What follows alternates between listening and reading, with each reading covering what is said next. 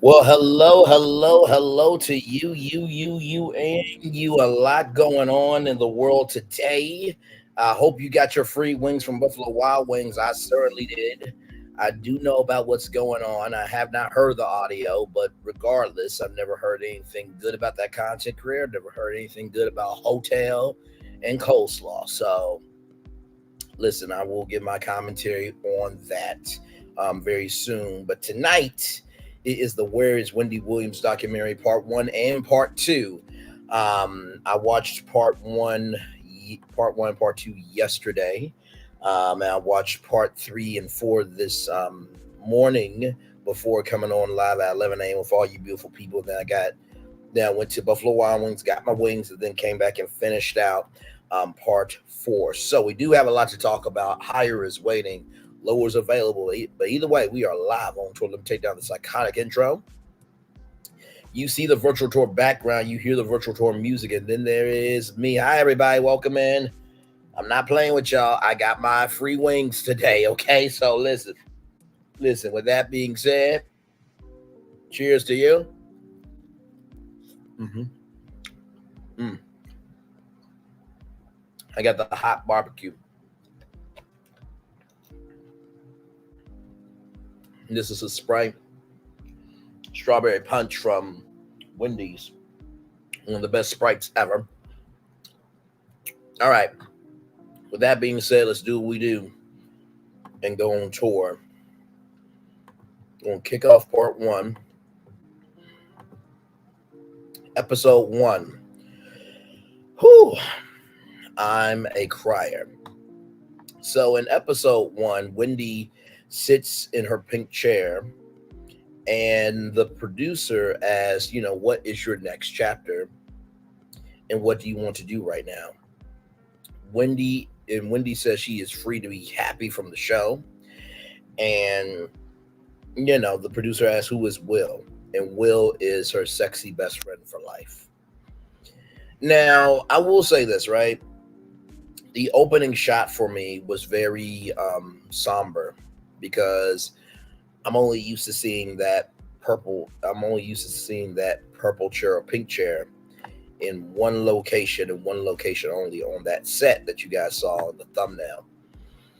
And I just think to myself, to go from this illustrious radio career where you really broke the mold for really all of us on YouTube to do what we're doing, talking about hot topics and giving social commentary, to having your own daytime talk show, basically taking the cutting room floor of Entertainment Tonight, Access Hollywood, E News, TMZ, um, and bringing us a daily talk show 5 days a week for your pink chair, your purple chair to be where you are at your home.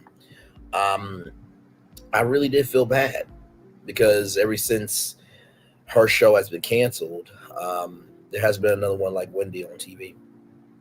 It has. That's no disrespect to Sherry Shepard, who's doing a fabulous job with her show. That's no disrespect to Jennifer Hudson, although no one asked for her to have a talk show, but she got a talk show. Um, it's just that energy of, live from New York City. It's the Wendy Williams Show. And when those double doors open, and here's Wendy. I mean, just her audience. I mean, the most energetic audience on daytime TV. You saw all the outfits. You would see, Wendy knows her co-host, as she would say. And that was just, oof. So, listen, Wendy's son, Kevin Jr., is away at college. She lost her mom and she lost her show. So Wendy feels that she is gorgeous, sexy, and fabulous and loves being at the center of attention. And since 6 years old, she wanted to be the center of attention. Now, if you guys haven't seen Wendy Williams, the movie, or Wendy Williams, What a Mess, I watched both of those in the midst of me getting ready to do this um, after show review. I come to reflect and recollect that I think the reason why she wanted to be the center of attention so much was because nobody was centering their attention on her, to see her, to feel her, and to embrace her. I mean, her dad said, Tommy Williams Sr. said that you would look beautiful if you just lost some weight. And, her mom, Shirley, God rest in peace to Shirley, she would, give Wendy different diets of like tuna fish and mustard. Um, and I remember in the Wendy Williams movie how, she went to, this kid's birthday party, and, musical chairs is musical chairs, right? And so Wendy won musical chairs, rightfully so. And of course, it was a white girl. And she said, well, it's my birthday. I'm supposed to win. Child, it's called musical chairs. If you get, you give. You don't, you don't. And so, from that moment, um, from the tuna fish with brine, and crackers with mustard, and to weigh yourself on a scale, and to try to try to manipulate the scale, so that way you won't have to see your own weight and things like that, and for her to be bullied and things like that. I can see why she escaped to media, because media is a comfort for a lot of us. And her brother, Tommy, saw her trying to become bulimic, um, and anorexic, but she stopped because she saw some article in Star or the National Enquirer about her, about teeth, right? And she really is a teeth girl. Um, so I understood why she wanted that attention, because early in her life she was never really respected. She wanted to be famous, not wealthy, and so she says she has no money, via Wells Fargo, and so she has lymphedema, so she can only feel 2% in each of her legs. And so Wendy loves Tito Fermente, vodka. Wanda, Wendy's sister, hates that Wendy does alcohol, and Wendy doesn't know why Wanda wants her to stop. And the producer says, you know why. You know why. Hey, Revelation 2023, welcome in.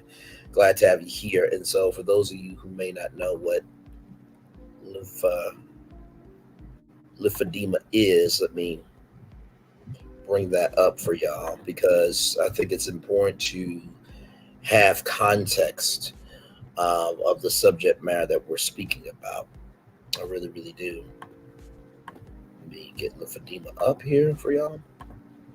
So lymphedema is the buildup of fluid in soft body tissues when the lymph system is damaged or blocked. The lymph system is a network of lymph vessels, tissues, and organs that carry lymph throughout the body. Lymphedema occurs when the lymph is not able to flow through the body the way it should. So as you can see here, with the stages of lymphedema, that's stage one: asymptomatic swelling, permanent swelling that can't be relieved through elevation and lymph- lymphostratic elevastasis.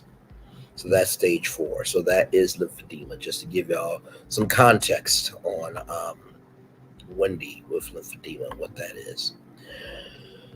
Whew. So, with that being said, the podcast is her comeback. The Wendy Williams experience now. It was shown on Instagram that she would be doing this podcast, that you could, submit your information and stuff. I did submit my information.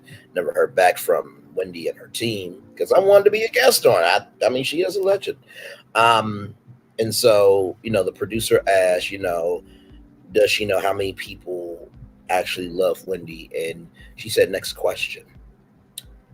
And when I heard, next question, sorry, I listen. Hmm, sorry.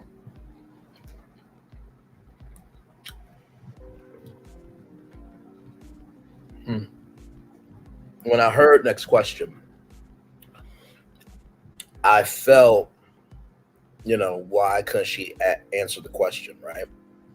Because she does have a lot of fans. I mean, I remember a scene from New Year's Eve, the movie rather, New Year's Eve, and Ryan Seacrest was in it, and he said, I'm bigger than the celebrities I'm covering. And it was the same thing with Wendy, and so maybe she didn't want to think about all those people supporting her because she knows for all the people that support her, there are also detractors, right? So so after all that happens, after that shoot, that opening scene, she is sent to Malibu, California, in a wellness center. So 2 months after she went back to New York, producers were told that she was feeling much better and was invited to shoot Wendy, invited to film with Wendy. Sorry, when I mean shoot with Wendy, I mean to actually like shoot video. Okay, so just context there. So I'm meant to say shoot with Wendy, not shoot Wendy. But when I said shoot Wendy, I mean shoot Wendy, with the camera. So this documentary was over the course of a year from 2022 to 2023. Um, and so the question was asked to Wendy, why did she want to do a documentary? Um, and she said in her 50s, she wanted to do something different. And so, she saw a clip that producer brought out. And so she cried tears of joy. And what she remembers from that clip is the wigs and the wardrobe from that clip. And now the healthcare advocate and the guardian refused interviews. Now, here's my thing, right?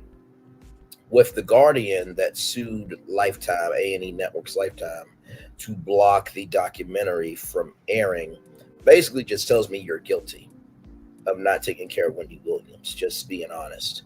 And if people are talking about you, and this documentary is going to air nationally and really internationally, um, then why not speak your piece so you can be vindicated, unless you don't care about the truth being revealed? So Wendy has a healthcare advocate. She has a person for her thyroid disease, and then the other two, which is a neurologist and a psychologist. Um, she goes to them, to check in, mentally and stuff, for Wells Fargo purposes. And so Wendy says she doesn't need a therapist.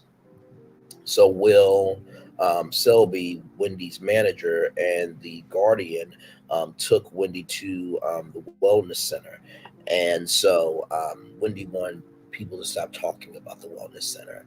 And Will said, in that interview, because Will was off to the side, he said, we just felt, me and the guardian felt that you just need a break. Um, so we're in New York City.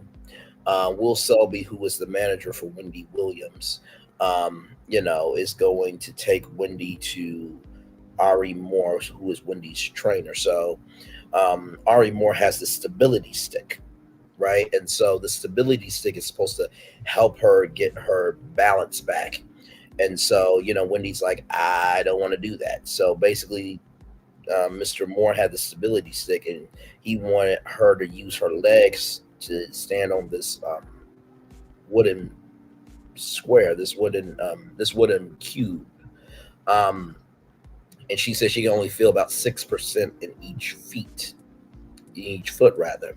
And so she doesn't want to do the stability stick, but she wants to do other things. So Ari Moore said that he needs 8 to 12 weeks to be with Wendy, and needs to see Wendy 3 to 4 times a week to make a change. So as Wendy and Ari Moore are walking out of the private studio, Wendy, pushes the trainer away. And I will say, in this documentary, Wendy was very abrasive. Her family says that. Her team says that.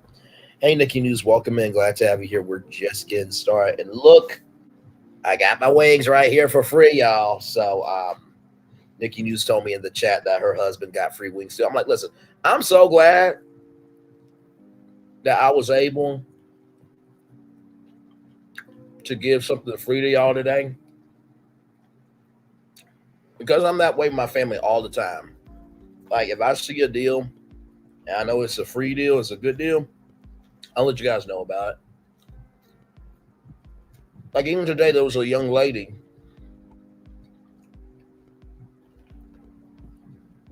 that didn't want the free wings. I'm like, listen, you give your wings to your friend, and then next time y'all out, she will buy something for you, or ask her if she can buy something for you. So listen, shout out to Nikki News husband. Enjoy the wings, good sir. Glad to have you as a part of the virtual travel. That's a virtual traveler, part of the virtual tour family, and a legendary tourist in the words of FMC. And your wife is a queen, good sir. So you are blessed and highly favored. Much love to you. So we're in the middle of Wendy and her trainer, right? And so, like I said before, Wendy, it's no problem. It's no problem at all. No problem. So Wendy pushed her trainer away, and the family has said that Wendy's been very aggressive, right? And it's one thing if you don't like anybody in your space, but I will say Wendy did seem very agitated, and I don't think the agitation was because of people. I think maybe the agitation was because of the fact that she is trying to speak and no one's listening to her, so she has to be aggressive to get her point across. That doesn't make it right, but I think that's her I think that's her coping mechanism rather. So, um but as Wendy pushed away the trainer, she brought in Will. So Lacey Rose, executive editor of the Hollywood Reporter, which I'm surprised that um let me see here, John. I know. I am surprised that Nikessa Moody, who is the editor in chief of the Hollywood Reporter, wasn't brought in on this one because she is the first African American and African American woman to be the co-editor in chief of the Hollywood Reporter. So, and that's not to say that white people and other cultures and races can't come in and give their perspective on Wendy, but Wendy is our family member, so it's important to have somebody that looks like us, sounds like us, and moves like us to be able to give context. But hey, also media people know the game, so listen. But Lacey Rose, executive editor of the Hollywood Reporter, says that Wendy's fans, love her because she's open about who she is and her struggles, with her radio and TV career. So DJ Booth comes in. Now, for those of you who don't know DJ Booth was the DJ for the Wendy Williams show. So he brought late nightlife to daytime TV, and then after DJ Booth left, then DJ Sus One came in. So DJ Booth met Wendy at a nightclub.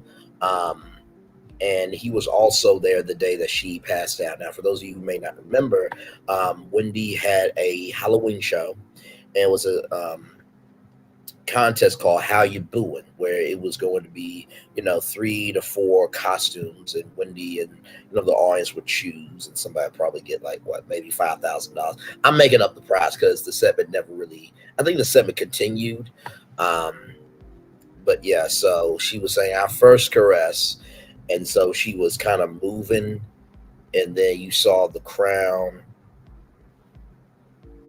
and she fell.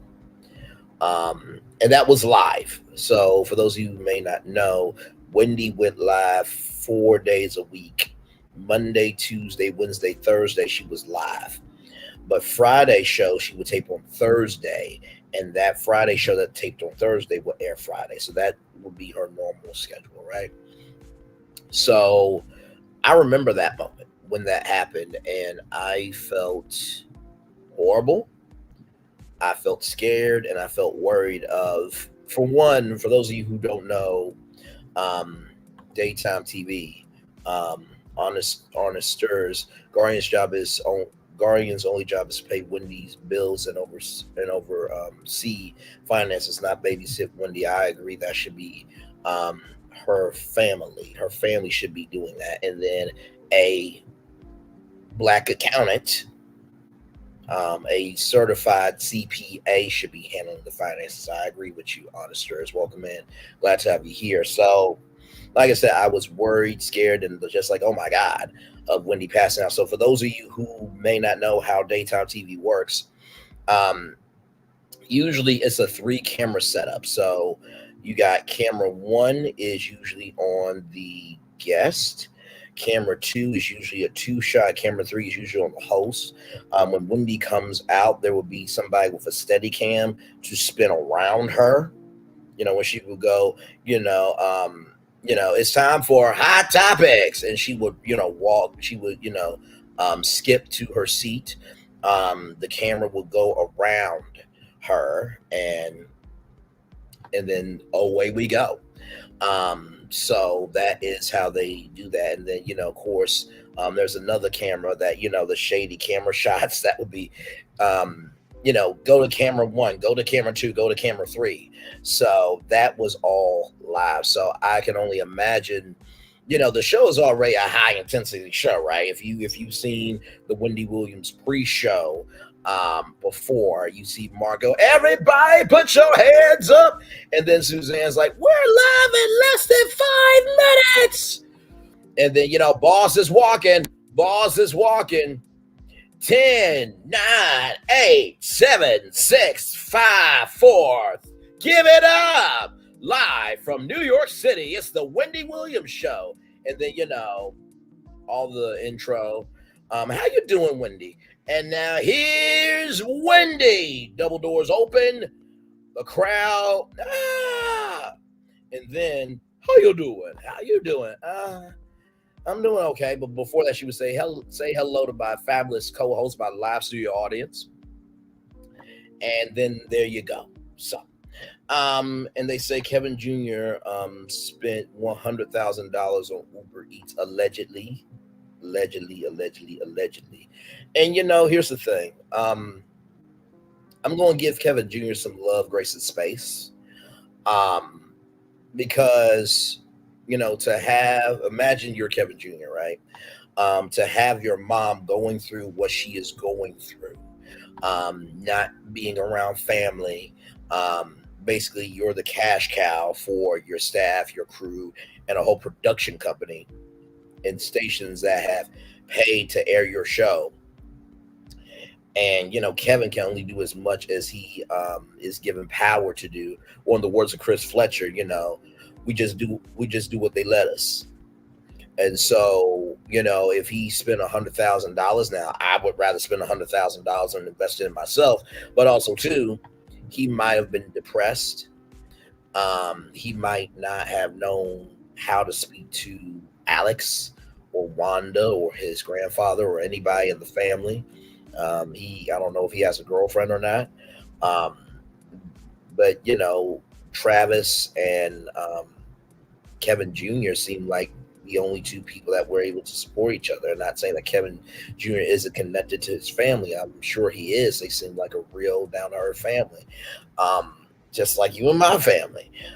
Every family has problems, but every family also has solutions. And so I don't judge Kevin Jr. I actually want him to be well. So he spent $100,000. He might not want to wake up. So I give him grace for that. And plus, the world is already judging black men as is, so I'm not going to add to it. So Wendy loves to talk to people. So we're still in New York City at this time. Wendy loves to talk to people, but not for long. So Will Selby, he wanted to see the camera shot first before he started talking. I'm just like, Will, that's what the camera crew is for. You're just supposed to advocate for Wendy. As we go through this review, I am giving love, grace, and space to everybody, but I'm also calling out the bullshit that needs to be called out. And I felt like that was very selfish of Will to say, does it look like money? I don't give a damn if it don't look like money. You let them do that. You do what you're supposed to do and be a voice. This is not about you. You fucking jeweler. Damn. Anyway, so Will met Wendy in the New York scene and, was Wendy's jeweler. So all the jewelry that Wendy wore on the show was commissioned and made by him. And then he became the manager after Kelvin Hunter, the one who had a baby mom, the one who had a baby on Wendy with Sharina Hudson, was fired. So Keisha Anderson is an assistant to um, Wendy's management team. And so, they were looking for outfits for the documentary. Wendy said no to the outfits. And then, Wendy said, "Can you please get out?" She's a, and it was a very contentious exchange. And so Will was like, "That was uncalled for," and she was like, "Well, it is what it is. I don't like her." And Will said, "But you used to." And so, Will says that, Wendy's a pain in the ass and she changes her mind a lot. So then there's this woman named Lauren Lee, no direct relation to Braylon Lee or Bruce Lee. But she's a nail tech, and so she's doing Wendy's nails. And so, Lauren Lee doesn't is not married but wants to only have one kid. And then Wendy says to Lauren Lee, only one coat, and are you stupid? Now, I understand that this is a lot because this documentary really is real. I mean, sometimes we ask for what we want, but we're not ready for the responsibility and the magnitude of what we're receiving. And so this is a very, very real documentary. So, for Wendy to say, "Are you stupid?" it was uncalled for, right? And her family has said that she's very abrasive. Um, but I thought that was a little out the way. So Wendy is vaping; she's a vapor. Um, and so, when it came to, you know, Will being asked, "Are you concerned, about, her attitude and stuff, and her mental health?" And Will said that he's not concerned, as to worry about her, and her attitude. She's just being aggressive. Um, I think the fact that Will said he wasn't concerned about her just told me everything because you're her manager, and when you are a manager in the entertainment industry, their life becomes your life. It's not right, it's not okay, but that's a responsibility. With Wendy in the '90s, she had her radio career. She was doing Coca-Cola 5 days a week. And she said, in her 50s, she wanted to retire because one of the biggest goals that she said she wanted to go get her master's degree and be a professor because she could not stand professors who could teach about the industry but never was in the industry. So have Wendy having a baby made her want to stop, and she waited a whole year to have a baby, and she had two miscarriages. And she was very transparent on the radio with her audience about that. So then after trying some things and bringing equipment into her house for 9 months, she finally had Kevin. So Travis Finney, um, Wendy's nephew, and Kevin Hunter Jr., her son, appear on camera. Her son is in Miami going to college. Her family's in Miami. Um, so Travis and Wendy are the black sheep in the family, and so Travis lived with Wendy at one point in time. And so there was a point in time where she would go to work, and then Wendy would go in her room and vape and have a bottle of liquor and was not seen until the next day. And so, although Travis is not a fan of his uncle, Kelvin Hunter Jr., Kevin Hunter Sr., sorry to Kevin Jr., did not mean to do that, brother, to you. Um, Travis respected the fact that Wendy got to work on time. Regina Shell, who is a friend of Wendy's for 43 years, um, called. There was a phone call made to Regina Shell, 9 a.m. Cali time, and Wendy was drinking to numb the pain because of the divorce and the side baby and everything else. In 2019, she went to rehab. Wendy went to rehab. Wendy wanted to get a divorce. There was a throwback clip to the documentary Wendy Williams, What a Mess, and she said she didn't care about Kelvin, the baby, or Sharina. Now, Wendy did mention Sharina and Journey on her daytime talk show. And I feel for Wendy because, for one, what Kelvin did was absolutely wrong and messed up, and he deserves to be punished for the rest of his life for it. Um, and Wendy said, "I'm not even mad at Sharina. I'm mad at him." And I've never been married, nor have I ever been cheated on, or have ever done something that egregious, nor would I, because I would rather stay by myself before making someone go through pain. But I wish the best for Journey because she was a baby born out of toxicity, strife, and chaos. And I hope that when Journey grows up, that she will have her own independence, her own mindset, her own soul to be her own person. And even though Wendy has every right to be upset at Sharina and Kelvin, I don't think that Wendy would want anything bad to happen to Journey. I think if anything, even though Wendy may not ever, I mean, never, ever, love Journey as her own daughter, because Wendy wanted a baby girl. I think that Wendy would make sure Journey is okay through the means that she could make sure, her college is paid for, babysitting is fine, all that type of stuff. Because I think Wendy does care about children. I do. So in the next scene, and we're in part one right now, y'all. Glad to have y'all here. Like, comment, share, and subscribe. In part one, in a scene, Wendy wore Kelvin's robe. Now, I was a little thrown off by this because I'm like, if me and my ex are not together anymore, I'm not going to wear anything. Now, I will say this. I think that relationship of Wendy and Kelvin is in the eyes of how Wendy sees it. Now, I have a blue hoodie that I absolutely love and that I wear from time to time on Virtual Tour Live. And I feel like even though me and my ex didn't get this far gone, um, I still wear it because we had a good relationship and we still have a good friendship, right? But if you've been married for that long, I'm not wearing it, especially if we went through all that ish. Oh no. So even the producer was like, "Are you okay with wearing your ex's robe?" And so, she was like, "No." Wendy was like, "No." And so Wendy said women need to grow up and not get married so quickly. I'm like, "Well, Wendy, you're right, but hold on." But I'm just like, I say this with all due respect.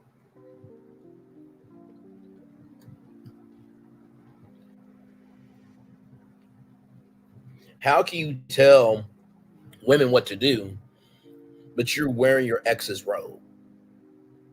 You have the right to your opinion, but I don't think she should have done it. I don't, because you know what Kevin will do?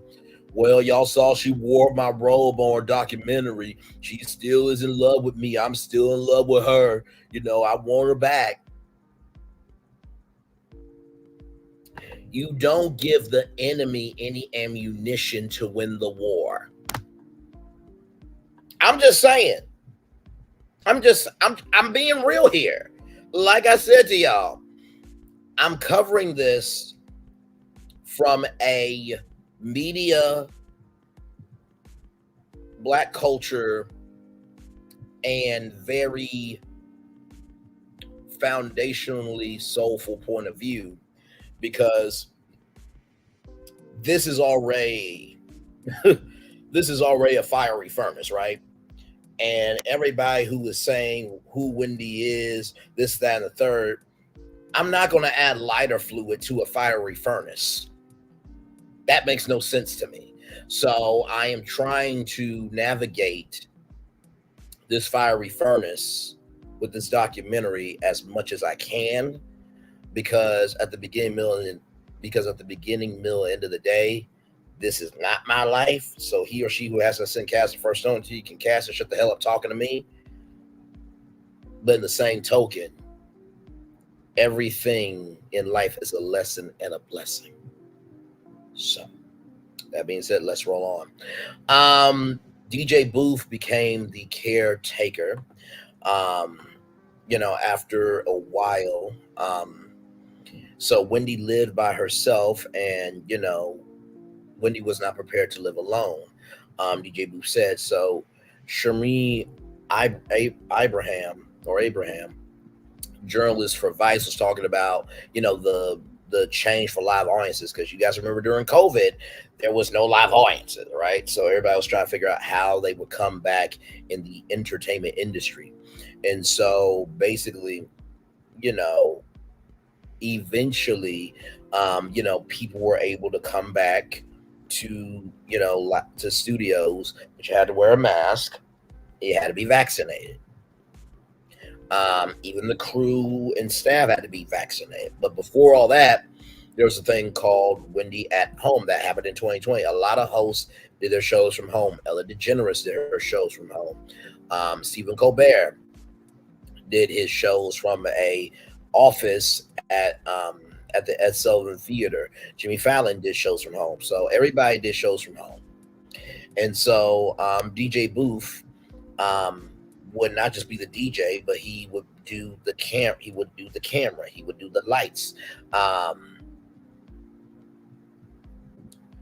I don't get people who said code was so hard. What was so hard about it? Um, I can see your point, but I'm also going to do that because I don't have time for bullshit.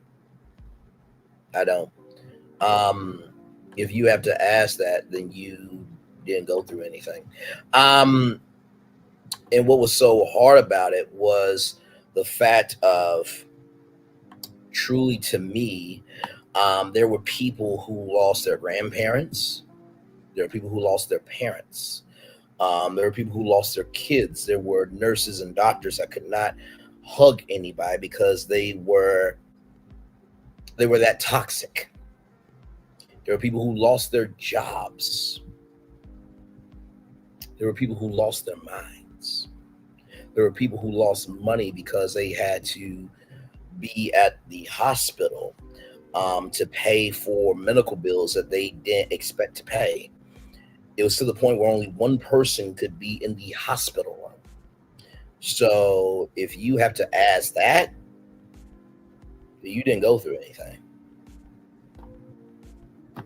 Just saying. So let's roll on. Let's roll on. Let's roll on. So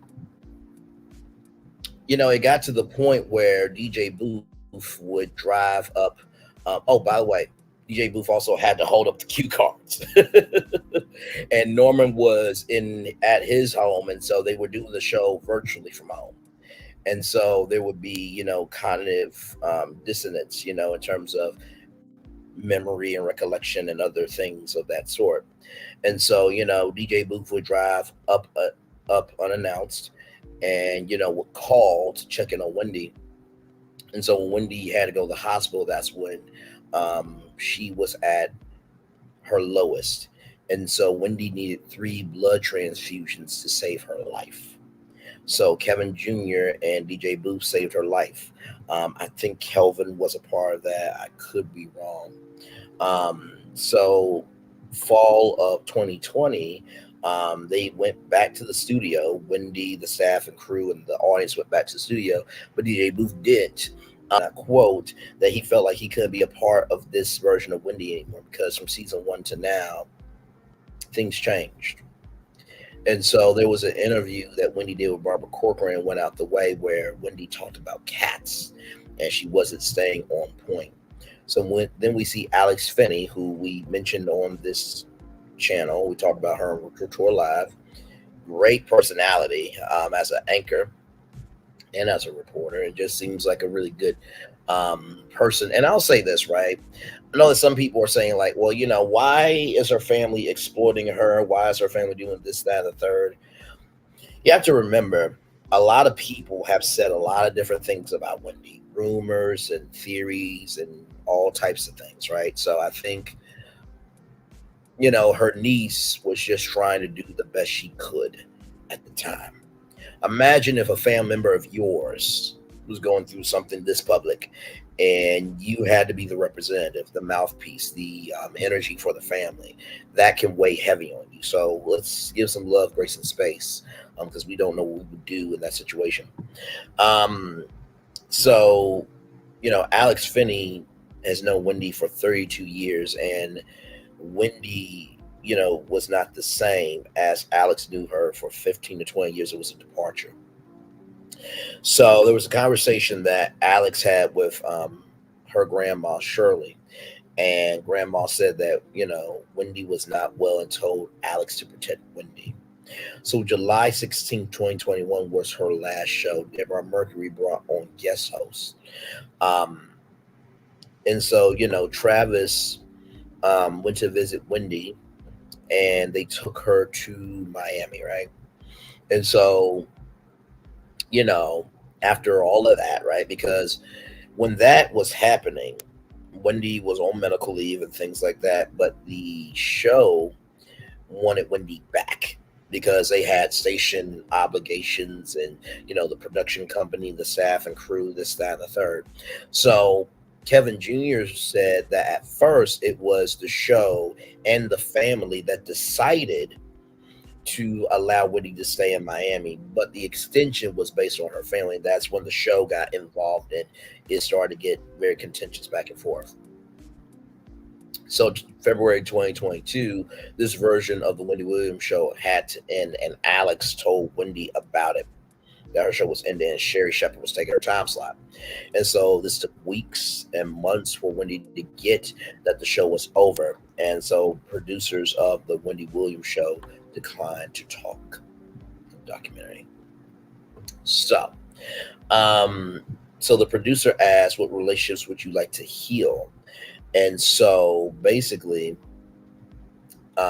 Wendy says, "I would like to heal my relationship with my son, Kevin Jr." And Kevin Jr. hates the fact that Wendy gets liquor. M. Simon, Sherry Shepard is so boring, no gossip. Um, I will say this. I think boring is in the eye of the beholder. Now, I don't watch it every day. Okay, I don't. If it's a celebrity I like, I'll tune in, but it's not a regular thing. I think for Sherry Shepard, the reason why she can't do Wendy is because Sherry Shepard's not Wendy, right? And I think, some people have said it's a very safe show because you've seen Tyler Perry, you've seen Janet Jackson, you've seen some bigger celebrities come on Sherry show that would never come on Wendy show. So I think Sherry had to do what's best for her. So I agree. It's not that say it like you mean it. Ooh, ooh, hashtag shout out energy. But I think hey, listen, boring has worked for a very long time in daytime TV and late night and in media in general. So, but I do respect your opinion. And Simon, and thank you so much for being here. Glad to have you here. So like I said, Kevin Jr. hates liquor, and the best time that she has is with her son. Because the producer asked, "What do you miss about your son?" And Wendy says, "It was the best time. It's the best time with her son. And when she passes away, everything is for him." So Kevin Hunter Jr. is on camera for the first time ever, and he said being on camera is not for him. And so, Travis says the last time that he saw Wendy was 8 months ago for the court case in New York City, where an appointed guardian was appointed for Wendy Williams. So Kevin Jr. was cut off from his responsibilities. A judge ordered Kevin Jr. to not be the guardian, and Wendy was legally removed from her own family. And so Wendy had a moment in her bedroom of having a thigh gap, and she cried in a good way, and she misses her family. And so, a producer asked, does Wendy support her son? And Wendy was pissed. Can you please get out? Do I support my son? Are you kidding me? And so, it was her third time crying, and she wants the money. She wants access to her money for her son. And kisses, um, she kisses somebody's hands. Oh, don't worry. Listen, Revelation, you've seen me handle things before.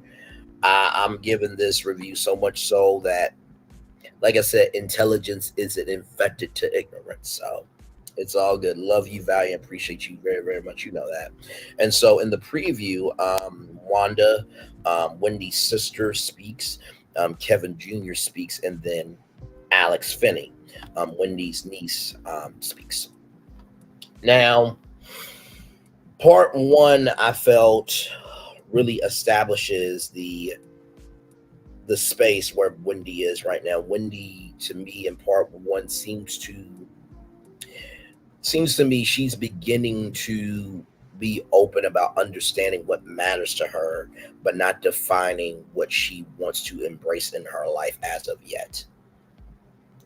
I felt that from wearing the ex's robe to how blunt she was with some of the people coming through, and that for her finding new life in her reality that is painful to deal with. Sometimes the fantasy of being seen and being heard and being embraced rather is better than the reality of pain and loneliness and depression. That's why I felt from part one. So that is part one. Y'all ready for part two? Because we do have part two coming your way right here, right from the space right here, right now. Like, comment, share, and subscribe. Glad to have all of you here. We are in the building. I got my wings. Buffalo Wild Wings. By the way, I asked them to make them extra crispy because I like my wings crispy. But anyway, if you're wondering why I mentioned Buffalo Wild Wings today, because the Super Bowl went into overtime. Everybody today from 2 to 5 p.m. could have got free wings. Mm-hmm. Double time. I went to my location. It was a long line. So,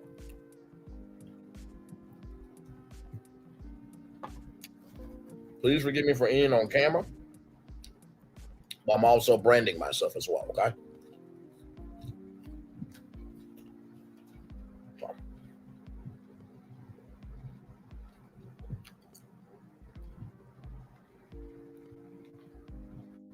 Okay. So, that being said, away we go to part two. Wendy Williams, episode 2, I really want to be back on television. So, we're in New York City. My husband said that the line was long, but he got faster service at the bar. Okay. That makes sense. When I went to Quaker Steak and Lube at Kent State University, it's no longer there. But when it was a long line, this is literally all I would do, y'all. Hello, yes. Can I get a 12-piece boneless barbecue wings? Can you make them extra crispy and extra saucy? Thank you so much. It was so quicker at the bar. I just went and got my food and left. And sometimes when I would hang out with my friends, they'll be like, "Did you really walk outside of this restaurant, call in your order, and you got your food faster than us?" Well, I'm like, y'all could have done the same thing. What the hell was I supposed to do? I was hungry. But for sure, I'm glad that your husband got his wings for sure. So, like I said, Wendy Williams, episode 2, I really want to be back on television. So we're in New York City. We are with Sandy, who is a makeup artist. And we're going to Ashbury Park because that's where Wendy was born. Kessa Anderson from Wendy's management team. She's an assistant. They're getting ready to go to a photo shoot for the podcast of Wendy Williams Experience, and Will Selby is going to meet them there. So Wendy goes to an arcade, and she's playing the Duck Pap How game and many other games, and so she goes to this wall of fame, and she's looking at all these stars, and Will is like, "You see you?" She was like, "No, I didn't know I had a picture here." And Will was like, "Yeah, you're loved, you're beloved in Ashbury Park." And I can only imagine what it is to go home and not remember home, especially being so far removed. And I don't mean so far removed in terms of the alcohol-induced dementia. I mean being so far removed mentally of your life is so up here that to just be home, it is unweirdly comfortable. It's unweirdly comfortable to be at home because you have to be on for everybody else all the time. And so then they went to Wendy Williams Way. Wendy and her team went to Wendy Williams Way because they actually changed the street. And so there was a fan there that saw Wendy, and Wendy said, "I lived right across the street." And that fan said, "No, you didn't. You lived down the street 10 minutes away here because you lived on Central." And so that fan took a picture with Wendy. And so then, Wendy in her Escalade, pulled up somewhere, and there was all these black people just loving on Wendy. One person was like, "Give me your hand, Wendy. I just want to love on you." And there were so many people saying, you're so valuable to us. We love you. Keep your head up." And Wendy was really quite overwhelmed because I think for Wendy, and I think for many people who make it to that high of to make it high to that big of an echelon, it's one thing to hear that you're impactful. It's another thing to feel from the people that you're impacting. And so because she is up here and we're down here, that middle space of soul is not always felt. So I felt like for Wendy to be able to experience that was quite powerful. And so Wendy Williams is going through her old house, and it's a Latino family that lives there now. And so, Will was like, "You see all these different rooms? Is it bringing back any memories and all that stuff?" And so, then, so Wendy Williams and Will are on the steps of her old home, and there are people outside taking pictures of Wendy. And Wendy says she wants to get back on TV, and Will said, "You want to be on TV? It's easy." Now, Will, I'm gonna just let you know right now, brother, it's not easy to get on TV. Okay, even though you're her manager, you do have to pitch a pilot. There are many months of negotiations of where's the show going to be, who's going to be staffed, and this, that, and the third, all around the world, and kumbaya.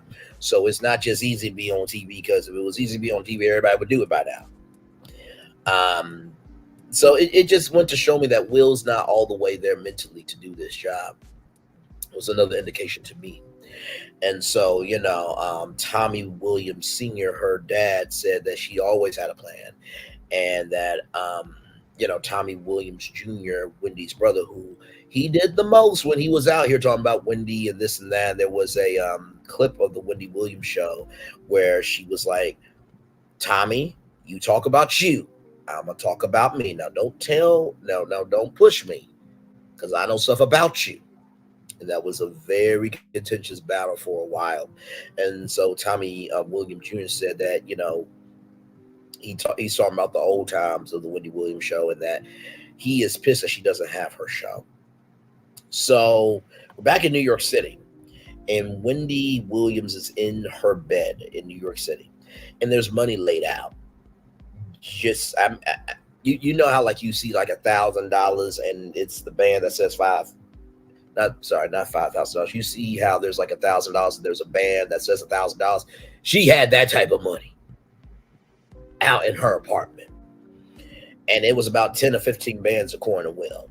Now that money is out because there's a separate account for Wendy at Bank of America, because once again she cannot access her money at Wells Fargo. So in February of 2022, Wells Fargo felt something was going on with the family, or someone was stealing money, so they froze the accounts. The attorney kept the records under seal, and accusations of the family stealing ran amok. So no wrongdoing has been found on Wells Fargo's part. And so, Wendy said that she is luxurious and gorgeous. So there was a party for Wendy that took $100,000 to throw, and rent for Kevin that was $80,000. So there was a whole thing of Kevin Hunter Jr. Stealing from his mom, and Kevin says he never took any money from his mom. And Bernard Crooks, who is a lawyer, says, and I quote, "A law prefers a family member being the guardian over someone unless there is fighting." And so when it came to stripping Kevin Jr.'s rights away, the guardian says she wanted liquor and a Whopper. What? You are an appointed guardian to protect somebody's life, and the first two things you want rather is liquor and a Whopper from Burger King? And the guardian did not want Kevin Jr.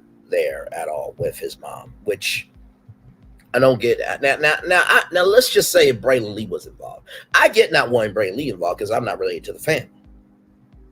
But you didn't want her son, her only son, to be involved with his mother. Okay, okay, okay. So Kevin Jr. wants the best for his mom. So, so we're in New York City still, and so we'll ask a question of did right. That sounds very suspect to me because honestly, and don't get mad at me, y'all, but that sounded like modern day slavery to me through the law. And the guardian is white, by the way. So once again, you coming in not knowing anybody, you don't even ask the family of what's going on. What are y'all concerns? And being a team player and a teammate to the family, you want to be the coach. And no one and guess what? Not only do you want to be the coach, but you want to be a coach in a Super Bowl that wasn't your Super Bowl to coach in. And you want to take away a black son away from his black mother. Like they took us away from black families in slavery. Sometimes black people got sold, and other times black people were in trees. Okay, okay, okay. Let's roll on. So Will asked Wendy, did she drink all that? Yes, no.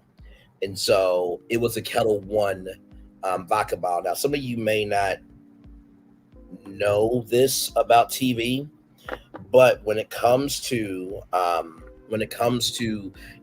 featuring brands on TV, unless you have had permission from that brand to showcase that brand, you cannot showcase that brand. You cannot showcase that brand. So sometimes in reality shows, so like if you see like a Apple computer have a black tape on it, they don't have permission from Apple. And so let's just give you guys a little bit context. Exactly like CPS takes away black children. Absolutely. Absolutely. So here's the Kettle One vodka bottle here.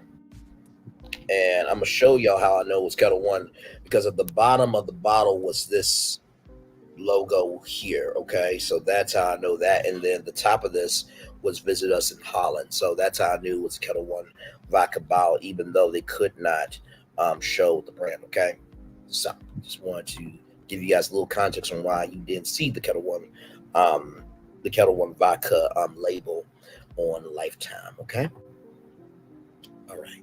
Like, comment, share, and subscribe. We are in the middle of the Where is Wendy Williams Part 1 and Part 2 after show. We just reviewed Part 1. I think we ended it at like, 47 minutes. Now we are into Part 2. Glad to have all you here. Like, comment, share, and subscribe. Glad to have all you here. So, Will doesn't know how much she consumes. And, the producer says you must feel powerless to stop Wendy from drinking. He says he doesn't feel powerless. I'm just like, how do you not feel powerless when you just asked her, did she drink all of that Kettle One vodka? Like, are you really mentally there, Will? Because the more your existence is shown, the more you're pissing me off. And I'm not talking about you pissing me off because it's the immediate legend that should be taken care of as a legend. You're pissing me off because you're lacking common sense. Okay. So Wendy has 4 vapes. And so, she says, keep this. I don't know where the 4th one is. So Wendy was on the phone with Kevin Jr. and she talks to him whenever she wants to. And Kevin Jr. felt that Wendy was way more generous in his younger years because of the fact that she drank a lot of Coca-Cola and that she wasn't the best growing up with herself, that she wanted to give that love to her child. So there was a point in time where Wendy, fell asleep in stores and in robes. The family felt it was really difficult to see Wendy in the headlines. Some real and some were not. This is according to Alex Finney, um, Wendy's niece. And so Alex says that she Googled her aunt's name every day for a year and a half. Now imagine, if you will, you have a family member that, you know, you're wondering about, you're worried about, you can't be there, but you want to know what's going on. And imagine every day, Wendy this, Wendy that,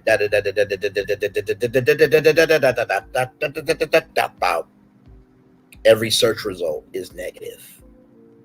And even though you don't have to fight for your family member, you give a damn and you consume someone else's fight for a year and a half.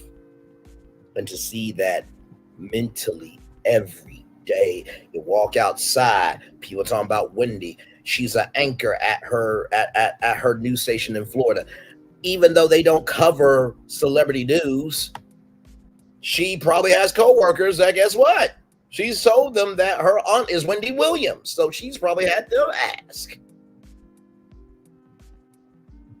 So if you can't escape it because you're looking up to make sure your aunt's okay, and then the world is talking about it, and then you have no privacy in your own life because you feel like I can't sit idly by, that can get to you after a while. So the reason why I'm not going in on Alex, because for one, she's a black woman just trying to defend her black aunt. It's like any one of us would. And is she perfect? No, but at least she's giving a damn.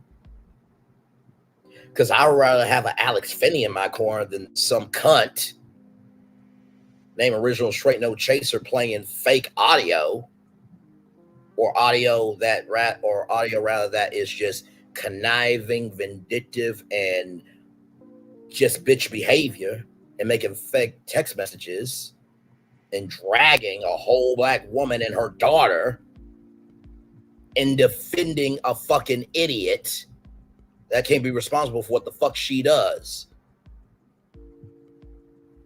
And then we have somebody who is a domestic violence a person that has done domestic violence on his ex-wife, and he was pulled off of a woman's empowerment event. But Alex Finney, who's trying to defend her black aunt, who is a black woman, y'all get on her, but we can't get on a bitch like Nay and Original Straight No Chaser for doing some shit that if somebody were to do that to one of her famous shit, her vagina will be in a fit. Are you serious? Y'all focus is off. Real talk.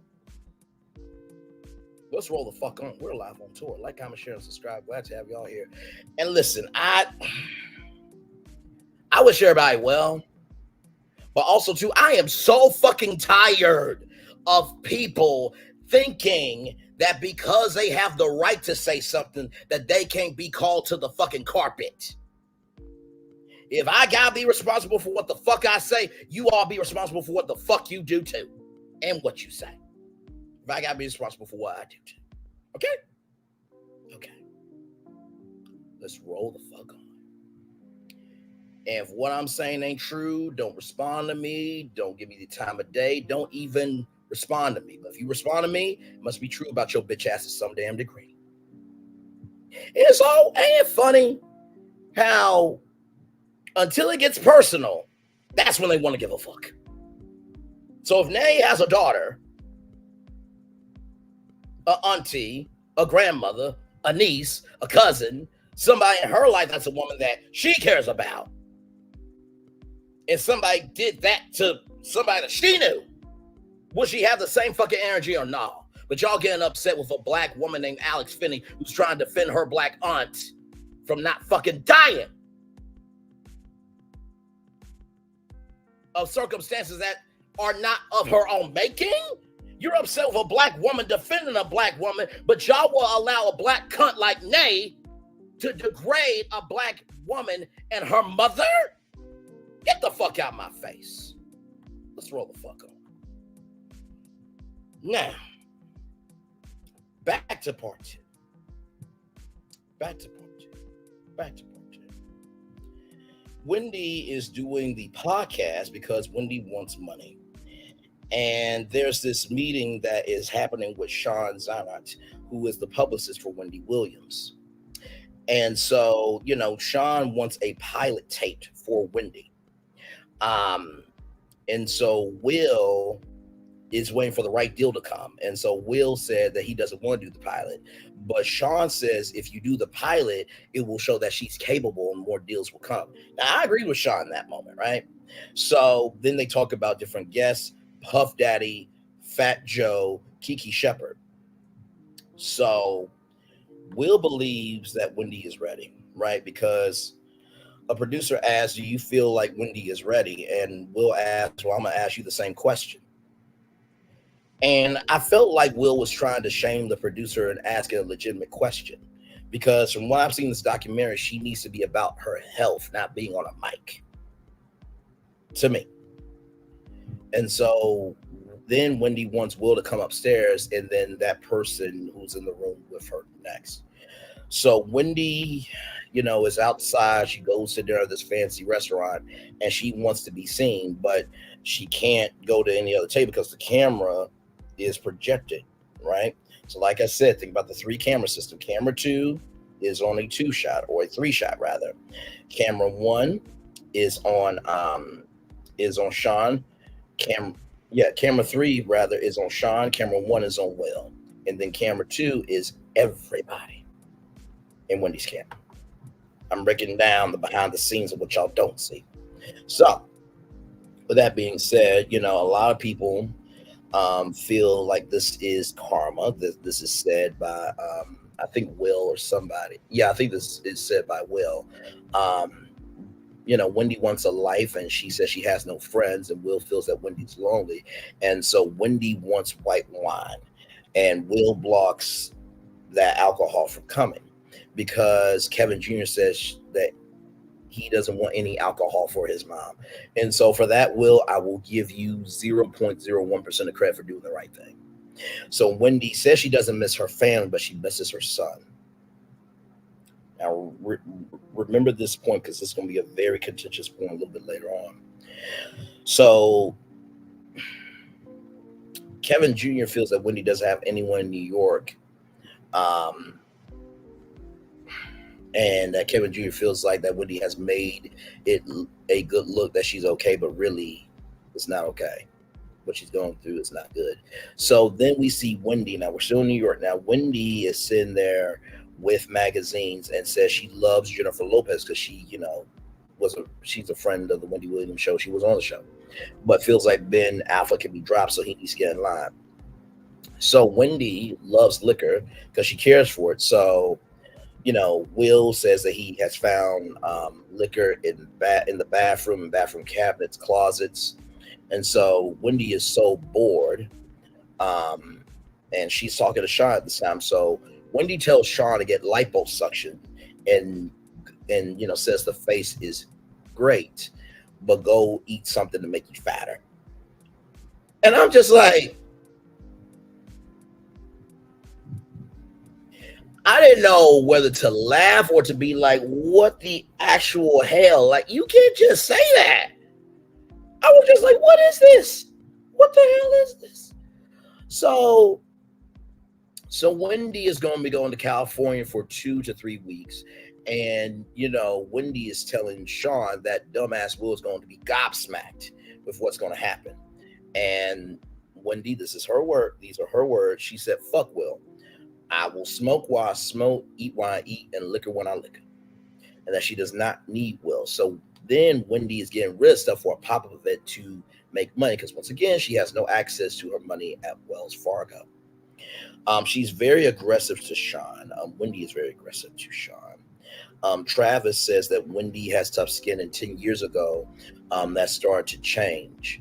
So Jamil Nesfield, Wendy's driver, is driving to get Wendy some vape pens, right? Because I told you guys she vapes. So, Jamil said that some days she's fine, the other day she's crazy, and that he's been fired twice. So They go to the smoke shop that Wendy goes to regular schmegular. And so they couldn't find the right one. So Wendy says, go past the Wendy Williams show, Sherry Shepherd show. So they go around the corner, they pass the show, and then they're right back where they are. So, Wendy gets pissed because they apparently don't have what she is looking for, and the owner knows Wendy's more and stuff like that. So Wendy says she is glad not to be doing the Wendy Williams show anymore. So Sean and Jamal are going back to the apartment. Hey, Lady B, welcome in. Good to see you. So we're in part two now, Lady B. Glad to have you here. So Sean and Jamal are going back to the apartment, and basically the production team has stopped filming because of everything going on. And so, Wendy wants to drink, so champagne and blues are ordered. Um,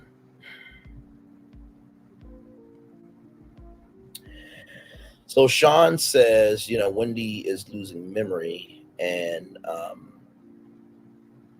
I'm sorry, hang on.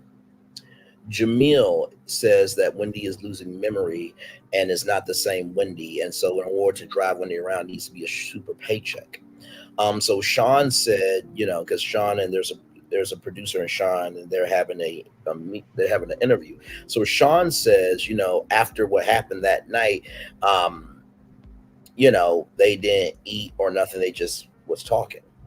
So the producer asks Sean, do you feel that there's anything going on with Wendy that's alarming to you in terms of her health? And Sean says she doesn't feel that anything is going on with Wendy. Wendy is Wendy.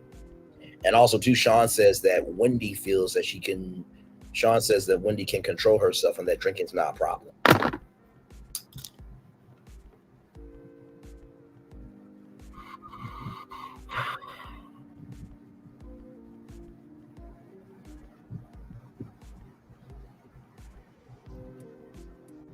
Sean, let's talk. Okay. Let's talk. If her son said no alcohol at all, right?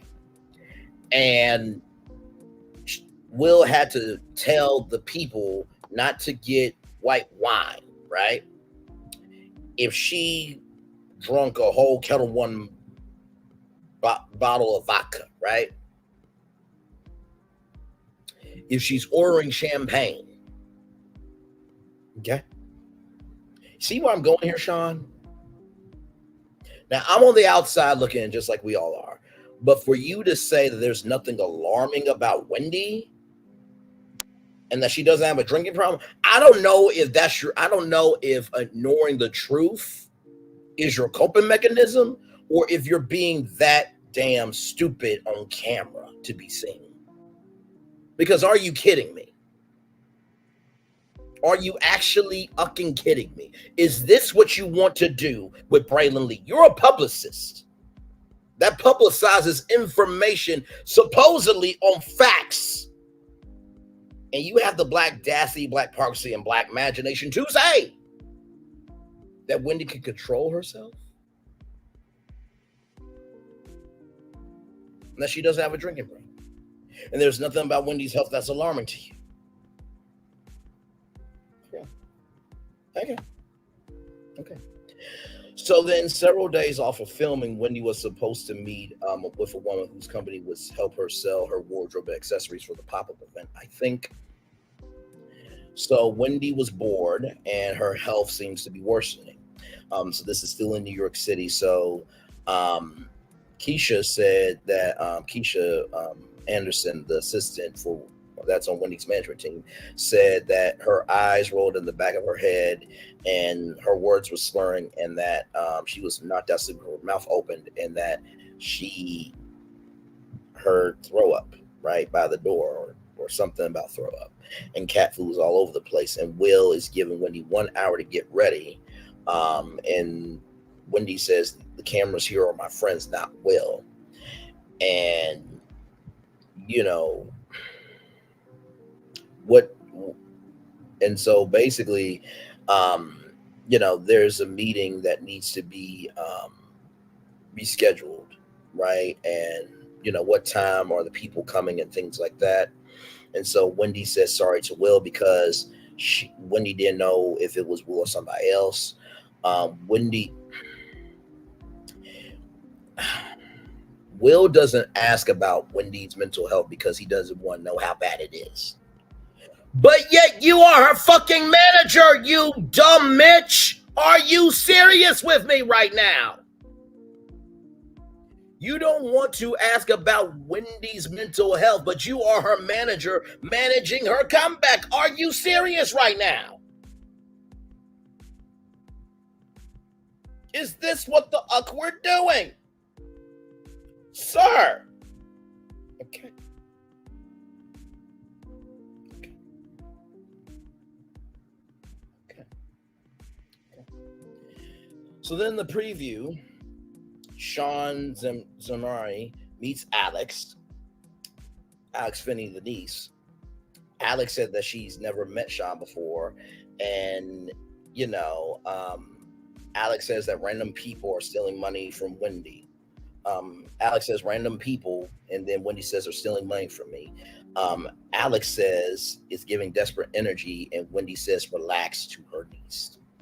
Wendy wants to be back on TV, and Wendy is in LA and wants a new manager immediately. Kevin Jr. says health should be the number one thing on her top of priority list, not a talk show. Then we see NBC Universal headquarters, and Kevin Jr. is afraid that his mom, Wendy Williams, could die.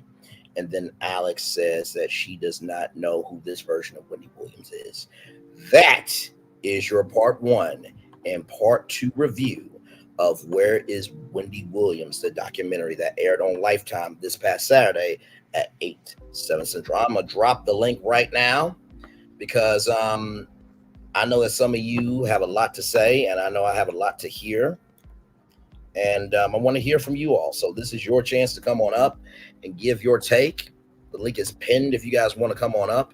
And like I said, I am glad that I didn't stream it right away as soon as it aired, because I truly felt that I needed the time, space, and energy to breathe. And I did say I was going to read something to y'all. So,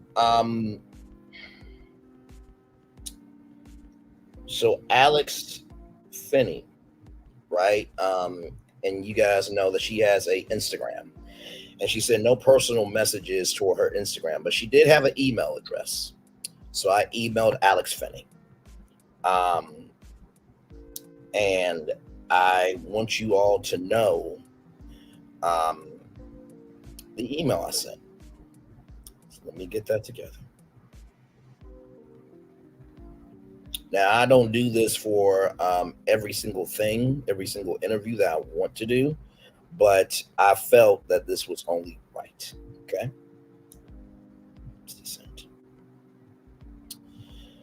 So it's a bit lengthy, but I feel like with you guys, the legendary tourists, in the words of Alpha MC, the virtual travels, the virtual tour family, we are all about higher is weighing lowest available, but either way, we gotta go on tour. And I believe the best way to go on tour is to be open, sincere, and responsible. So I always say, let your mind be present, let your spirit be available, and have the soul to be open to what can be. So this is why I sent to Alex Finney. I said, and I quote, "Hi, my name is Braylon Lee. I am a content creator on YouTube. I'm in the middle of watching Where's Wendy Williams Part 1 and Part 2. We'll be watching Part 3 and Part 4. Seeing your passion, care, and sincerity has touched me very deeply. Sometimes in life, people will add to the noise and negativity, but will not want to be a part of creating the sound of positivity. I would love to interview about who you are as an individual, because from what I see, I think there is more to you and your wonderful family. No one should ever feel so alone that they don't have a voice. One moment of this documentary that really got to me was when you said that you Google Wendy's name every day. I feel you. I'm originally from Little Rock, Arkansas, and now I'm in Ohio, so I can't be there for all my family members' biggest events and moments in life. And I Google them just to see how they're doing. I just want you to know your heart is pure, and do not allow people and how they do your pain to dictate who you are. You are a beautiful soul. I remember when you, I remember you. I remember you talking about you on her show. I meant to say I remember when you talking about her on the show, on her talk show, when you had to report on a pow powing, and she asked when will it stop. I see behind all the bravado, all the bluntness, and the say it like you mean, it, say it like you mean it, um, energy. There is a soul of just wanting to be seen. Sending this email, I was nervous because I can only imagine how many emails you get asking for interviews. But just know whether you say yes or no, I am in you and your family's corner. I felt for Kevin Jr. He deserves to have his mom. Please accept my invitation only when you're ready because I don't believe in rushing someone's space to tell their story just because somebody wants an interview. Even though even if you don't accept, I want to support you as a human being from one black person and me to another. I want to promote you in any way that I can. My phone number is da da da da da da da da da da da da da da da da. You can call or text me at any time. I just want you to know that somebody's in your corner. Love you, Alex. We'll talk soon. Thank you. P.S. Hire is waiting. Low's available. But either way, you have to go on tour and be if and go on tour. If you're going to go on tour, be your best self in the world. Then I gave her my YouTube link. I said that's my YouTube channel. If you click the live tab and watch a couple of virtual tour lives, I think you'll see I am who I you'll. I think you'll see I think you'll see I am who I am. I'm about giving the best to people who deserve it and create a space where we can all rise up to be great. And hopefully, the greatest resources will be given to the world so we can all come together as one. So, when I tell y'all that I am for the people, of the people, by the people, I'm not just saying it to say it. Now, she has not responded, and that is absolutely her right to respond or not to respond. But I felt as a black young man to a black young sister, SISTA, in the industry, that it will only be fair to have her say her voice. And she may not respond because I can only imagine, content creators, depending on the content creator, is not always coming through with good intentions. But I don't just give my phone number out to anybody. Um, and so I said, hey, call me or text me anytime. And I want you to know that I'm in your corner as a human being. And whether you accept my invitation or not, just know that you deserve to be okay. So, y'all, 6 people in the building. Like, comment, share, and subscribe. Glad to have all of you here in the building. I'm going to turn on my camera now because I've done the whole show for an hour. So, what did y'all think of the review? How did I do? Be real, be true, be sincere with your man, your friend, and family member. How did I do? Did I cover everything? Did I do the most? Did I do the least? And what y'all take on part one and part two of this documentary?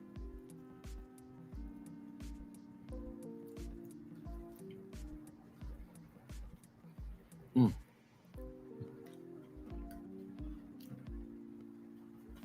Sorry, y'all. Me and my wings. Hang on. I'm still right here. I'm just going to heat them up. I'm still right here with y'all. Live on Twitter. Like, comment, share, subscribe. Glad to have y'all here.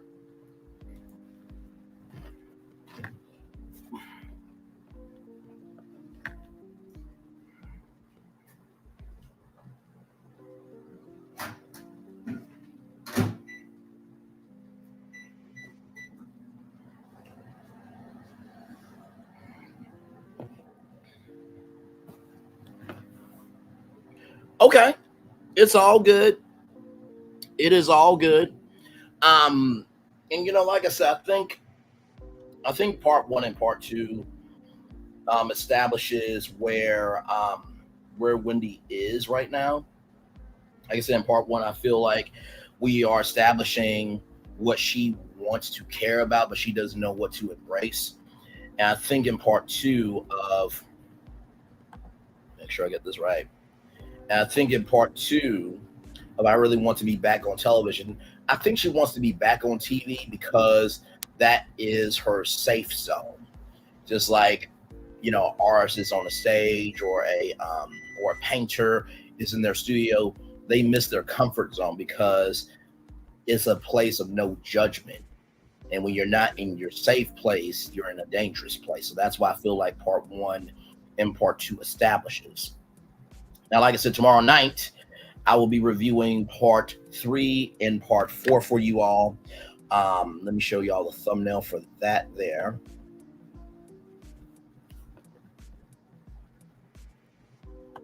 Let me see here. Nikki News, how did I do? Because I know that when we talked, I know that was a huge thing for you. Of you did not know how this would turn out. So definitely want to hear from you as well. Like I said, if any of you have watched the documentary, um, please come on up and give your opinion. I would love to hear from you because this is the People's Channel. You know what I mean? So let me share the screen here.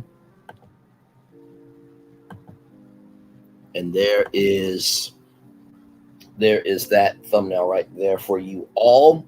That will be part three and part four after show tomorrow night, right back here at 6 p.m. That will be in 22 hours, ladies and gentlemen.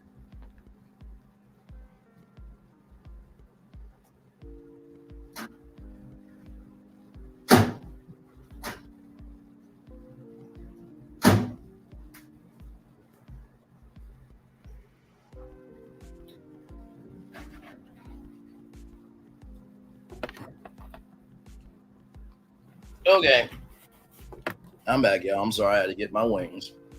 Let me see what y'all are saying. Let's see. So sad, honestly. I'm so sad with the sad emoji. Honestly, I'm just watching your review. I don't think I can watch the documentary. Such a sad story. She has strangers making decisions about her life instead of loved ones. Yeah, I think that's the overall sentiment of the documentary Revelation 2023. And I do hope that in watching my review, I appreciate you watching as you often do. I really love you, value, appreciate you as always. I hope that as you have watched my review, that you do feel a sense of soul where this documentary is coming from. Um, I always try my best to be still with what I do, especially when it comes to something like this, because this is a very heavy subject matter. And to be honest with you, this is something I've never been through. So how can you talk about something that you've never been through, but you can give commentary on it? And I try to give commentary on it from a very humanistic point of view. So I hope as you watch my review that it does give you at least some hope that not all of it is doom and gloom. That there's something there you can walk away from this learning. That you can share this with somebody else, and most of all, you can allow yourself to be free of whatever is holding you back. Because I do feel that this documentary is going to create many conversations that have not been had before, or maybe the conversations have been needed to be had, but no one has came to the forefront to have the conversation. So I absolutely feel you. I really, really do. Mm, mm, mm, mm, mm.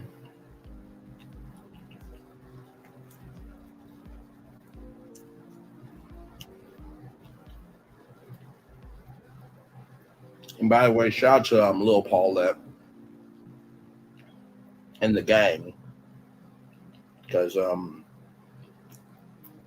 I know for her this is a very emotional time. Um, she didn't know she wanted to watch the documentary or not. Um, and so I said to her, whatever you decide, I'm here to support you, but just know your voice is as powerful as you make it. And your voice is as powerful as you make it. And there is, and it's as powerful as you make it, but it's not as powerful as you don't make it. That's what I'm trying to say. So, um, Will Paulette, again, if you see this, I hope that I did a good job. I hope I gave it care, sincerity, and honesty. I'm handling this with soulful gloves. Because even though she's went through what she's went through and people don't like her, this, that, and the third, you gotta recognize that this is somebody's mother. I recognize this is somebody's aunt, somebody's sister. We may not love everything a person does, but that doesn't mean we don't love them and trust. We all have our own skeletons in our closet that our closet's not that clean. So,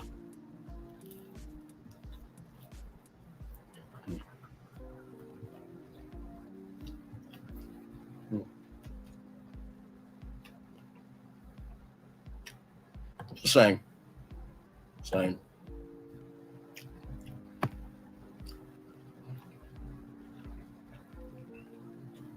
Thank you, Nikki, knew so much. Yeah, I do feel sad for her family. Um, and so, the guardianship is up for review. And according to, let me bring this up because I do want to mention this. According to New York State Mental Hygiene Law Article 8131, the court must conduct a review of Wendy's guardianship every year. So it is up for review.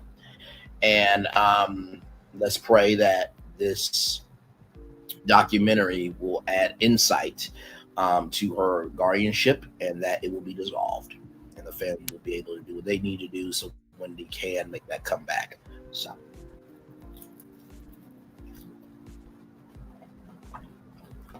I am pulling for her. I am.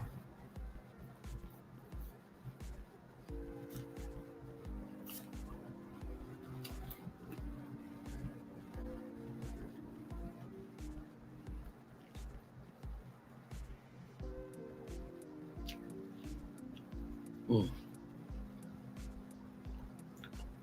Sorry, y'all are hearing me eating, doing a little ASMR on Virtual Tour Live. So, because I got these wings for free, I'm eating them. Okay, listen.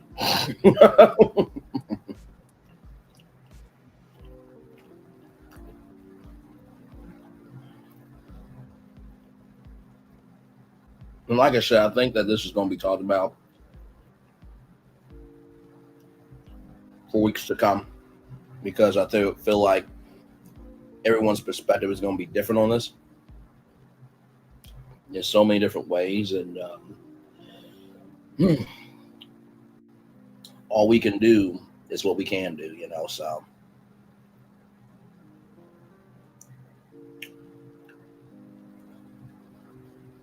mm.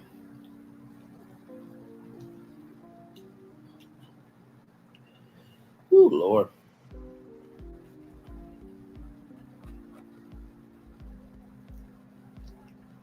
Mm.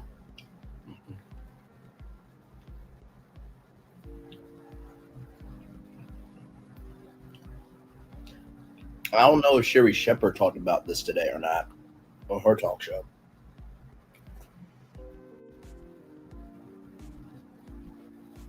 Let me see.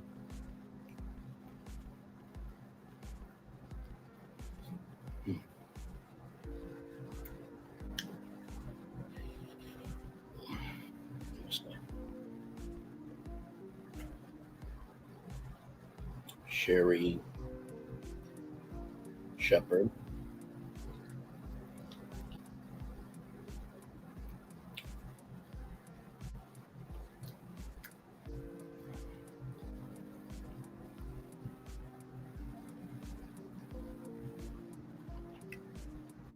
So Sherry is in the middle of a premiere right now.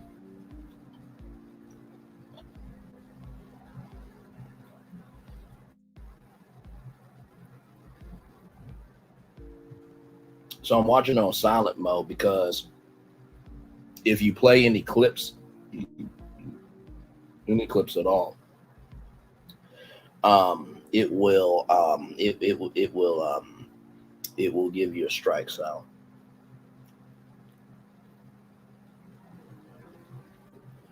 And honestly, with Sherry Shepard, I feel like if she does talk about it, she can't win for losing because of the way that this happened, right? And Deborah Mercury had to make a decision on Wendy because it wasn't. She didn't. Wendy didn't make a final decision on her show, so they had to in order to keep the show on TV. Um, so I don't know if Sherry will speak on it, but listen, it's a hot topic.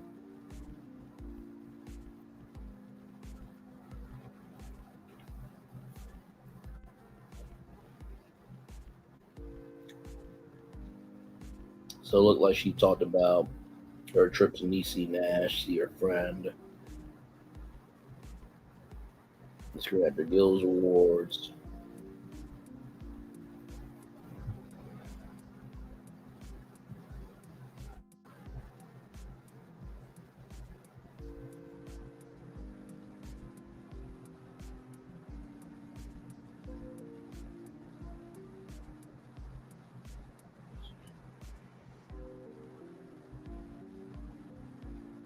So she's talking about DJ Khaled, Coco Brown, of course. Yeah, so she didn't talk about Wendy Williams in her hot topics.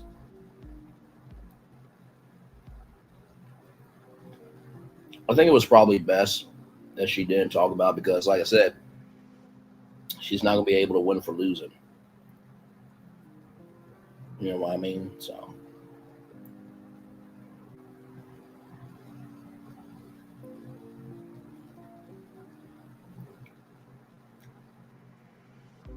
but yep. 5 people in the building. Like, comment, share, and subscribe. We are just here at this point, just chilling, talking about part one and part two of the Wendy Williams documentary that aired on Lifetime this past Saturday. Like I said, tomorrow night, part three and part four at 6 p.m. Um, like I said, I feel hopeful for Wendy after watching part three and part four. I did feel it at first, just because of the space of emotionality that this was produced. But I do believe that this coming to the light is definitely going to help Wendy, for sure, because it's her voice in the conversation. So,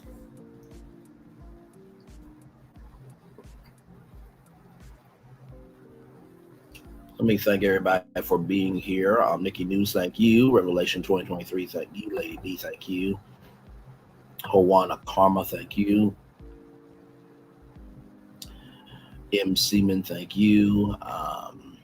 Honest Sister, thank you. Um, Fuck Boy, Idiot Boy, thank you. Or Fucky Boy, Idiot Boy, thank you. And yeah, I think that's everybody. I think that was everybody. Hey, so I'm talking Louisiana chick. Good to see you, Queen. Good to see you. Hopefully, all is well with you. There's a lot going on in the world today. We talked about it briefly about the about certain content creator and what they did, um, today, and I gave my opinion, on that, and of course, we're here talking about um, Wendy Williams and the part one and part two document part one and part two of the documentary, and yeah, it was very layered, nuanced, and complex. And like I said, we were going to have to be still. We are going to have to be still with this one. This is not a this is just not something that you could just talk about to talk about. You have to give some weight to what you say with this with this review. So Good to see you as always. From Talk Louisiana Chick, love you very much. You know that. Um, but yes, indeed.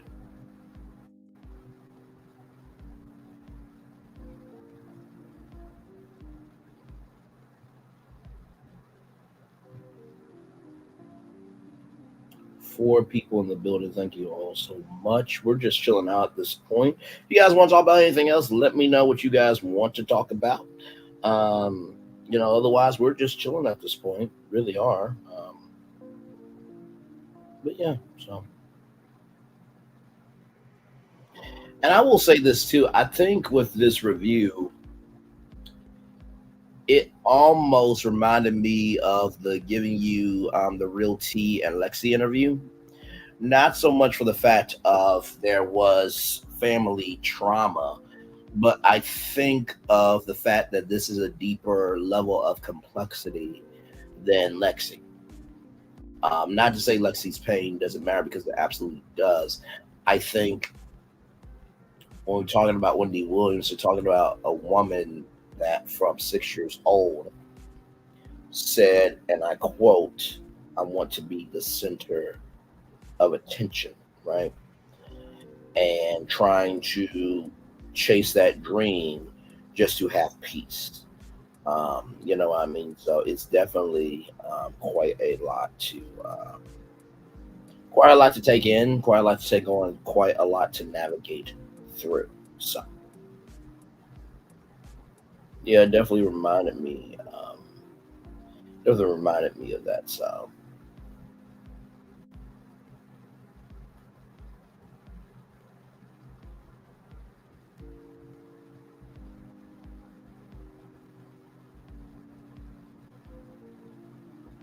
yes, indeed.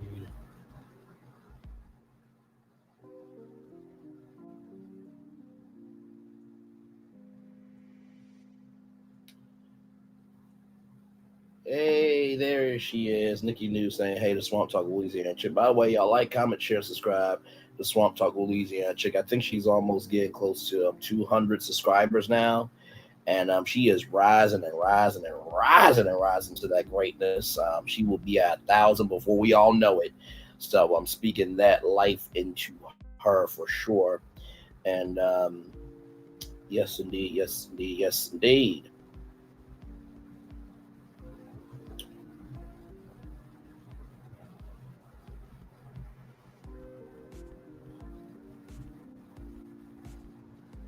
Yes, indeed. Let me show y'all Swamp Talk with Louisiana Chicks YouTube page real quick. Let me see here. Let me see.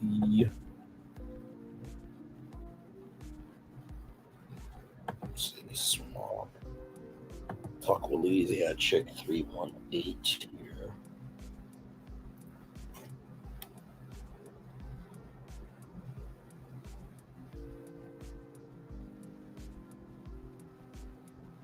Get this up. Wait a minute. Hang on now. Child, the video you did 8 days ago got 1,300 views. Swamp Talk, look at you, looking like you're looking. So damn proud. Yes, indeedy. Yes, indeedy, indeed. Let me get that up. So here's Swamp Talk Louisiana Chick right there. Please support that sister. 151 subscribers. She's gaining subscribers consistently, and she'll be at 200 subscribers. It's just one thing at a time, my good friend. And you will definitely get there for sure. I have no doubt about that. And love you very much for sure, for sure. But yes, subscribe to Swamp Talk with Louisiana Chick 318 right there. All right, good people, please do that for me. Thank you, thank you, thank you so much. Yes, indeed. Yes, indeed. So, like I said, part 3 and 4 will be tomorrow night at 6 p.m. Eastern. Now, y'all know we usually do 90 Day Fiance, the single life, but um, yeah, but I think that with the real, I think with the realness rather, and the sincerity and the gravity of this is it needs to be talked about. It needs to be talked about for sure. So we are listen. It is all good. That's what we're supposed to do for good people who deserve it. Um, yes, no problem at all.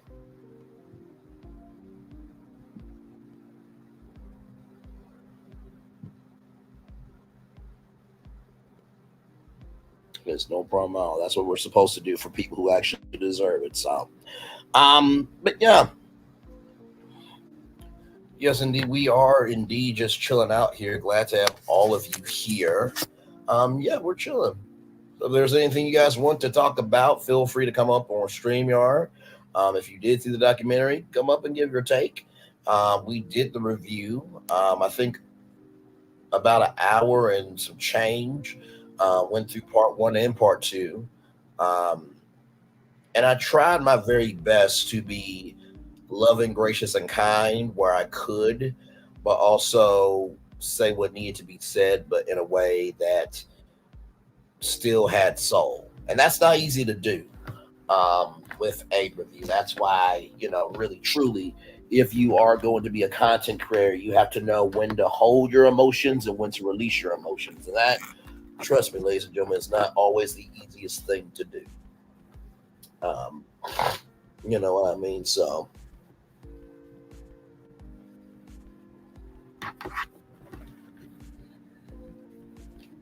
but yes, indeed. That's fine. That is fine. Okay, Lord. Good Lord.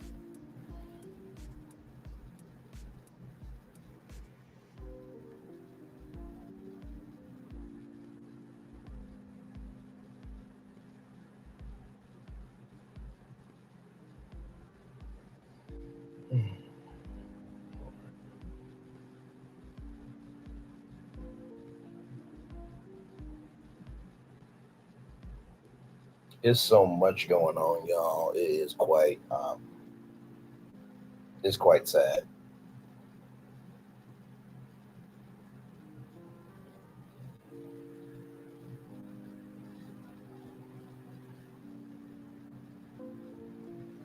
Hmm.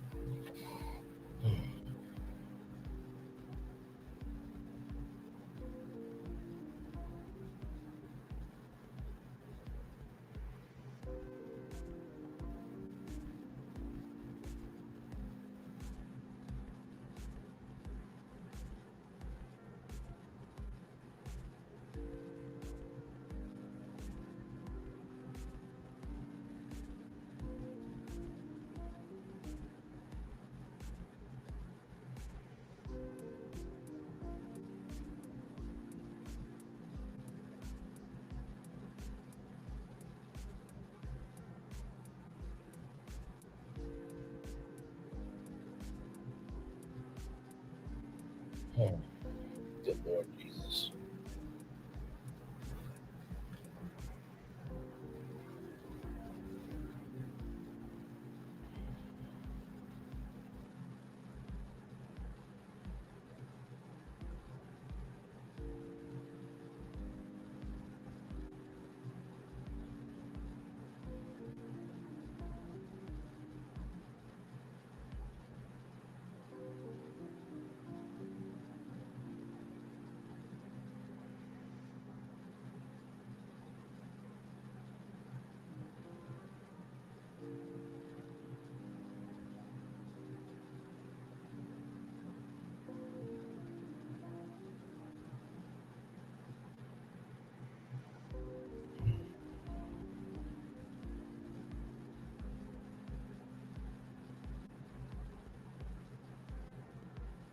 Absolutely, for sure, for sure. Absolutely. And like I said, to get to 4,000 watch hours, it's not easy. And usually, what ends up happening is it takes YouTube a bit of time for them to clock in those watch hours. But all you have to do is in your YouTube studio, when you click earn, it will show you your progress to get there. So you will definitely get there. Swamp Talk with Louisiana Chick, I have no doubt about it.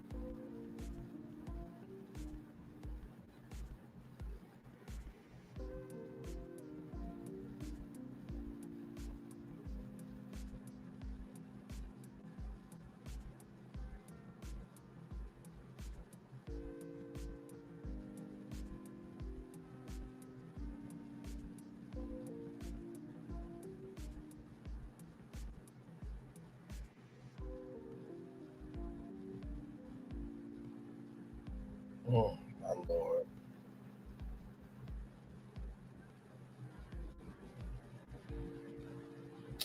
You know, a YouTube comment section is quite powerful, ain't it?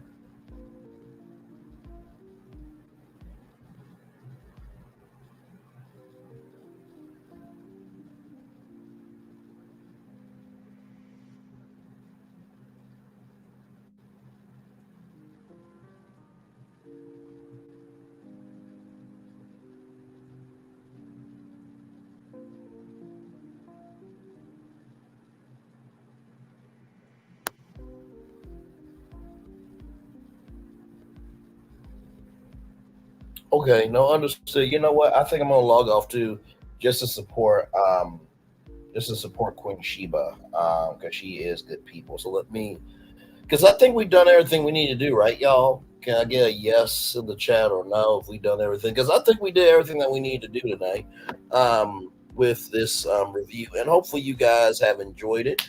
That it brought you some solace, it brought you some reflection, and it brought you some perspective on a situation that may not be your situation, but we all go through things through the leaves and the branches, but we just go through it differently in the roots. So, with that being said, let me get the daily motivator. Thank you so much, Swamp Talk Louisiana Chick. I try, I really, really do. Um, Let me get the daily motivator up for you guys, and then we will be on our way out of here. A fellow doesn't last long on what he's done. He's got to keep on delivering as he goes along. Carl Hubble. It's time for the Daily Motivator from Monday, February 26, 2024. Meaningful experience. There is something you can do today that you'll treasure later. Consider what it might be. Many of your day's activities will quickly rush into awareness and then recede just as quickly. Yet, with the right amount of attention and caring, you can always make any particular experience meaningful and memorable. Shared experiences are often the ones that have the best chance for enduring significance. Authentic experiences that demand the best from you can be similarly meaningful. It's easy to convince yourself that you're too busy to connect with someone special or to trouble yourself with authentic enriching activities. Most of the time though, that's not really true. You have the ability, you can find the time, the opportunity exists for a rich and meaningful experience if you'll make it a priority. Your life is precious. All of life is precious. Remember to give it the care and attention it deserves. Ralph Morrison. You know, I think meaningful experience only is a meaningful experience if you give meaning to the experience. And, you know, with this review tonight of part one and part two of Where is Wendy Williams, I really was debating with myself of how am I going to cover it? Am I going to cover it, you know, strongly based on what other people say, or am I going to do what I do best? And I think when you do what you do best, it allows you to breathe. Um, it allows you to breathe in what needs to be said, right? So that's one. Number two, um, you know, authentic experiences demand the best from you that can be similarly meaningful. In order to get to the best of joy, you have to be able to know that in order to get to authentic experiences, that there's going to be pain in each experience. No experience is ever wonderful. There's always pain in everything. But what you do with that pain determines how you move.